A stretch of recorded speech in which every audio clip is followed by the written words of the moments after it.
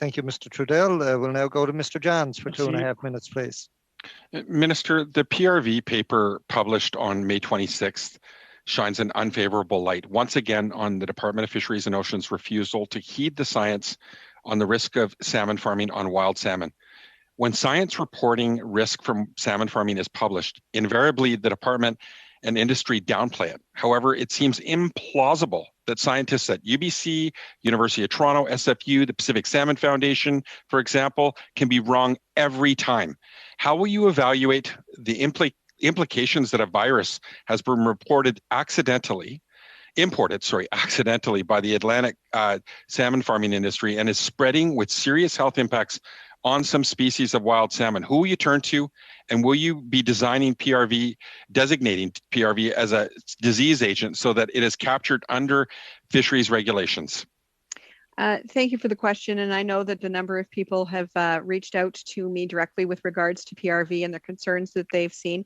I will say that we welcome any new research that can help us identify and understand the potential risks of the PRV virus and associated strains.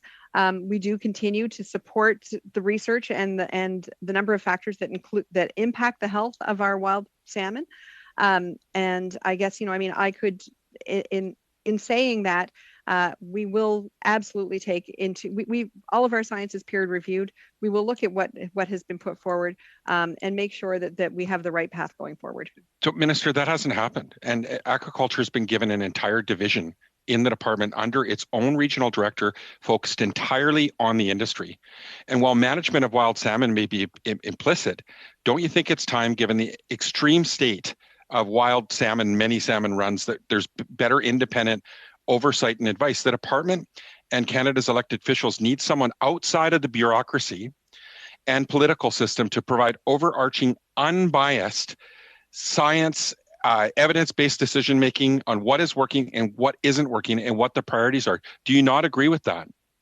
I would say that our science is peer-reviewed, Mr. Johns. That is one of the reasons why it is, actually held to a very high standard.